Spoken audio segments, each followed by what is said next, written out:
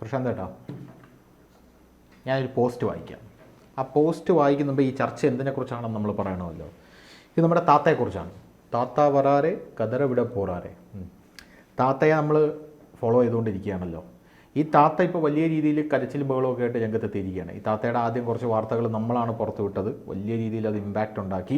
അന്ന് പലരും നമുക്കെതിരായിരുന്നു, പക്ഷേ ഇന്ന് അവരെല്ലാം നമ്മുടെ കൂടെയാണ്. താത്തയുടെ ആ വിഭജന ശ്രമമൊക്കെ മനസ്സിലാക്കി താത്ത കൃഷ്ണൻ്റെ പടം വരയ്ക്കുന്നു എന്നുള്ളത് എന്തടിസ്ഥാനത്തിലാണ് എന്നുള്ളതിനെ നമ്മൾ ചോദ്യം ചെയ്തു. നിങ്ങൾ പഠിച്ചിട്ടുണ്ടോ, ട്രെയിൻഡാണോ, വേറെ പടങ്ങളൊന്നും വരയ്ക്കുന്നില്ലേ? കഴിഞ്ഞ ദിവസം താത്ത ജന്മാഷ്ടമി കുളമാക്കി വന്ന്. രണ്ടാമത്തെ കാര്യം, ഗുരുവായൂർ അമ്പലനടയിൽ നിന്ന് കേക്ക് മുറിക്കുന്നു അവരുടെ ബർത്ത്ഡേക്ക്. വലിയ രീതിയിലുള്ള പ്രശ്നങ്ങളിലേക്ക് കാര്യങ്ങൾ പോകുന്നു. ഇപ്പോൾ ഹിന്ദുക്കളെ വെല്ലുവിളിച്ചുകൊണ്ട് പറയുകയാണ്, ഞാൻ രണ്ട് സമയത്ത് മാത്രമേ ഗുരുവായൂർ ഇനി എത്താൻ പോകുന്നുള്ളൂ. അത് വിഷുവിനും പിന്നെ ഓണത്തിനോ ജന്മാഷ്ടമിക്കോ എന്തോ ആണെന്നാണ് പുള്ളി പറയുന്നത്. ഇപ്പോൾ ഇപ്പോൾ ശ്രീലാപിള്ള, മാധ്യമപ്രവർത്തകയായിട്ടുള്ള ശ്രീലാപിള്ളയുടെ ഒരു ഫേസ്ബുക്ക് പോസ്റ്റ് ഞാൻ വായിക്കുകയായിരുന്നു. നമുക്ക് പിറകെ ശ്രീലാപിള്ള ചേച്ചിയും ഈ വിഷയം നമ്മുടെ ചാനലിൽ ടേക്കപ്പ് ചെയ്തിട്ടുണ്ടായിരുന്നു. അവരെക്കുറിച്ചുള്ള കൂടുതൽ ഡീറ്റെയിൽസ്, യഥാർത്ഥത്തിലുള്ള ആ രേഖകൾ, കോടതിയിൽ നിന്നുള്ള നേരിട്ടുള്ള രേഖകൾ വെച്ചാണ് പുള്ളിക്കാരി സംസാരിച്ചത്. അപ്പോൾ ഇതിനകത്ത് ശ്രീലാപിള്ള ചേച്ചി പറയുന്ന കാര്യം എന്ന് പറഞ്ഞാൽ 2010 റിപ്പോർട്ടർ ചാനലിൻ്റെ പാലക്കാട് ബ്യൂറോയിൽ ജോലി ചെയ്യുമ്പോൾ സുൽത്താൻപേട്ട പള്ളിക്ക് സമീപമായിരുന്നു ബ്യൂറോ ഉണ്ടായിരുന്നത്. റിപ്പോർട്ടർ ചാനലിൻ്റെ ഓഫീസിനൊപ്പം സമീപത്തുള്ള ഓഫീസ് തേജസ് ദിനപത്രത്തിൻ്റെ ഓഫീസായിരുന്നു. അവിടെ മാന്യനായ ഒരു ചെറുപ്പക്കാരൻ ജേർണലിസ്റ്റായി ഉണ്ടായിരുന്നു. വാർത്തയോടൊപ്പമുള്ള അയാളുടെ കമ്പ്യൂട്ടർ അറിവും അന്ന് എന്നെ ഏറെ വിസ്മയിപ്പിച്ചിരുന്നു. എന്ത് സഹായത്തിനും വെളിപ്പുറത്ത് അയാൾ ഉണ്ടായിരുന്നു. പിന്നീട് എനിക്ക് തിരുവനന്തപുരത്തേക്ക് സ്ഥലം മാറ്റമായി. വല്ലപ്പോഴൊക്കെ ഒറ്റ വാക്കിൽ ഫോണിലോ മെസ്സഞ്ചറിലോ സംസാരിച്ചിരുന്നു. പിന്നീട് എപ്പോഴോ ആ ബന്ധം മുറിഞ്ഞു. ഗൾഫിൽ ജോലി തേടി പോകുന്നു എന്ന് പറഞ്ഞ് ഫോൺ കോൾ അവസാനം വന്നിരുന്നതായി ഓർക്കുന്നു. അപ്പോൾ അങ്ങനെ ജീവിതം രക്ഷപ്പെടാൻ പോകുന്നുവല്ലേ എൻ്റെ തമാശ നിറഞ്ഞ സംഭാഷണത്തിൽ മറുപടി ചിരിയിലൊതുക്കിയ ആ ചെറുപ്പക്കാരനെ പറ്റി. പിന്നീട് വന്ന വാർത്ത IS-ൽ പോയ മലയാളി മാധ്യമ പ്രവർത്തകൻ കൊല്ലപ്പെട്ടു എന്നാണ്.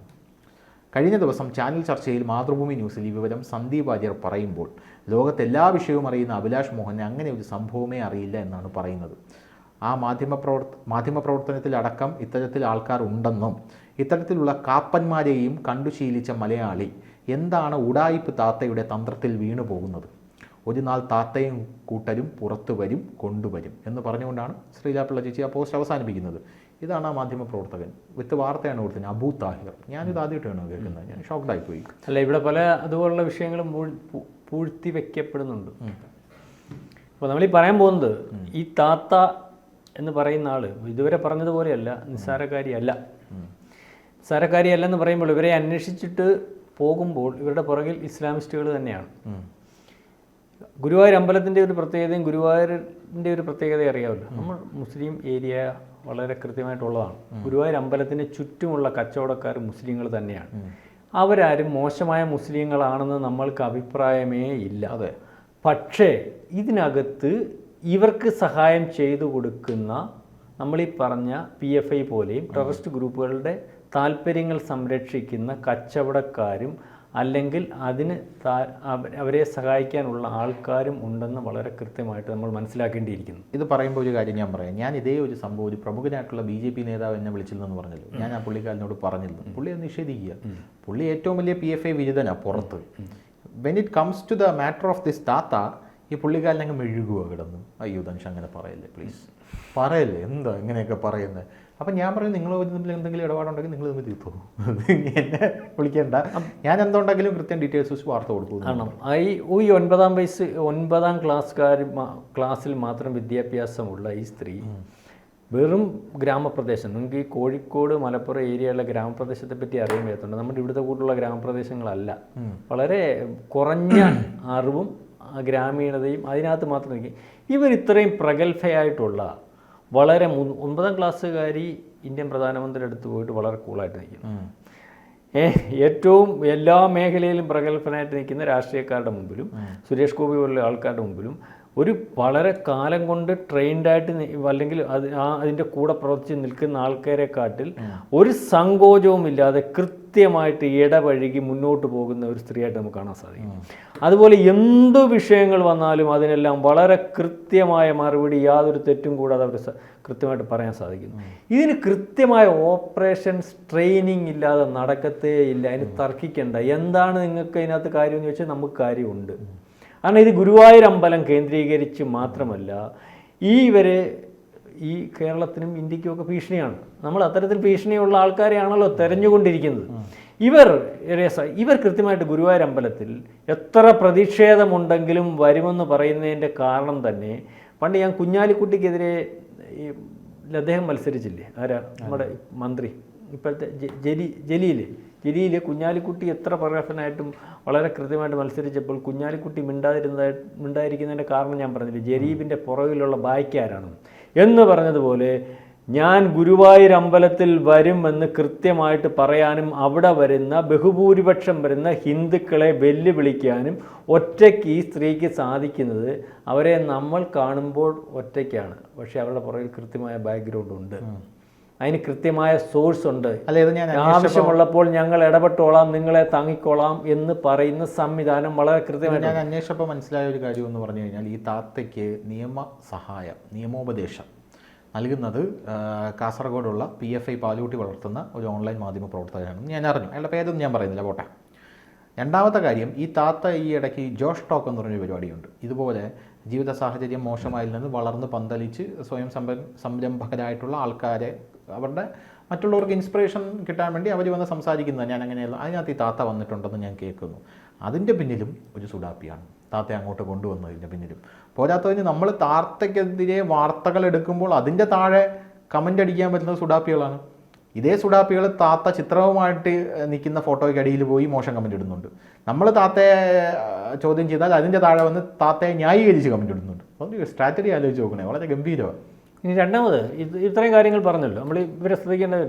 രണ്ടാമത് ഇവർ കളിക്കുന്ന ഒരു കളി എന്ന് പറഞ്ഞാൽ വളരെ പ്രശസ്തമായിട്ട് ഇസ്ലാമിസ്റ്റുകൾ കളിക്കുന്ന ഒരു കളിയെ തക്കിയ എന്ന് പറയും, ഒരു പ്രവർത്തനമുണ്ട്.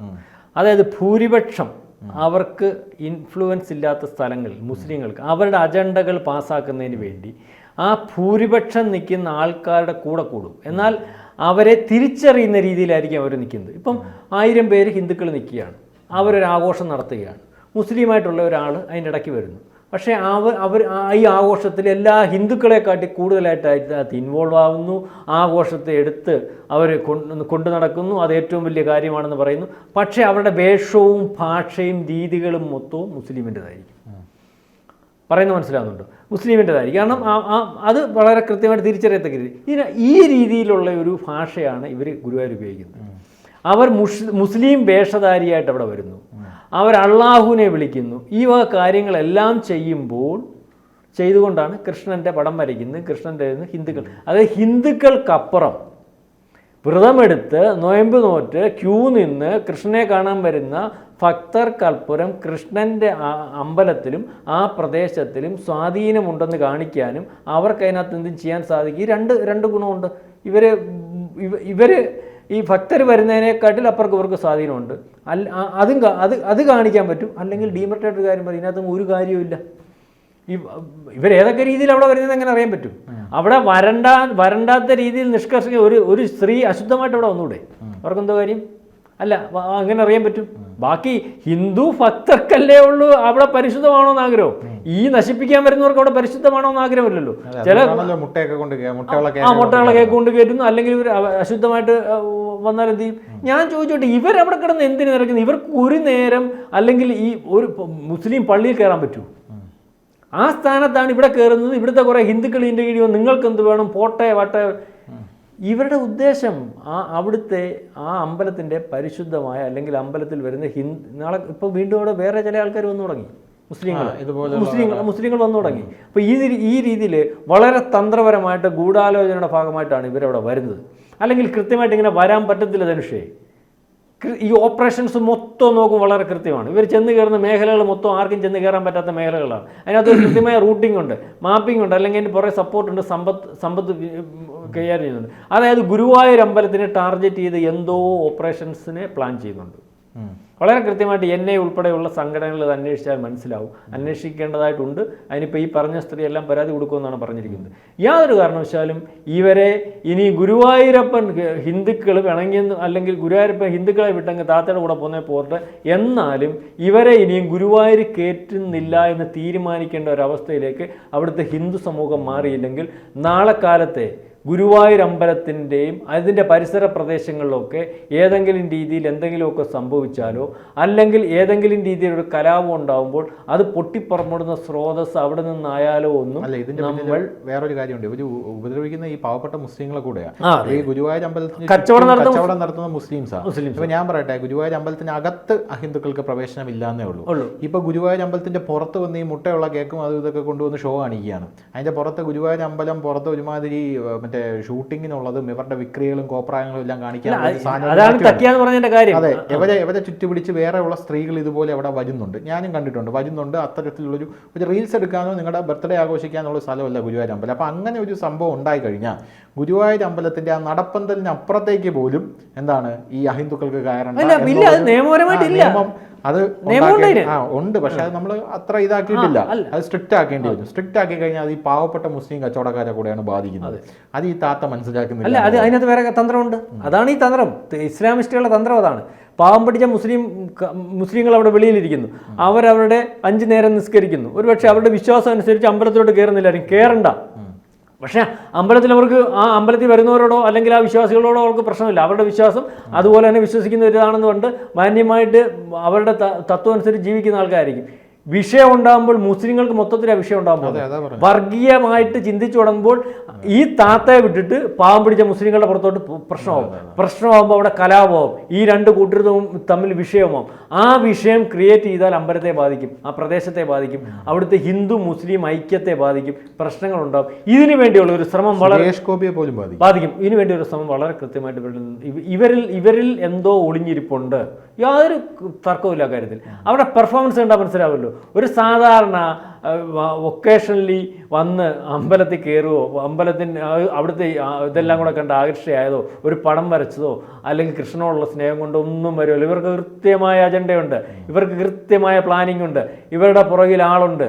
അത് കൃത്യമായ PFI ബന്ധമുള്ള ടെററിസ്റ്റുകളുടെ ഗ്രൂപ്പ് തന്നെയാണ്, നല്ല മുസ്ലിങ്ങളല്ല. ഇത് വലിയ പ്രശ്നത്തിലേക്ക് പോകും.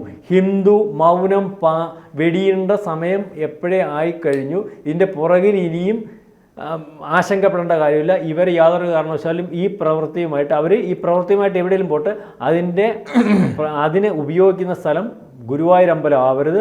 അത് വലിയ കുഴപ്പത്തിലേക്കാണ് ഇപ്പോൾ കാണിച്ചുകൊണ്ടിരിക്കുന്നത്, വലിയ പ്രശ്നത്തിലേക്കാണ്. വീണ്ടും അവൾ വെല്ലുവിളിച്ചിട്ടുണ്ട് ഓണത്തിനും വിഷുവിനും വരുമെന്ന്.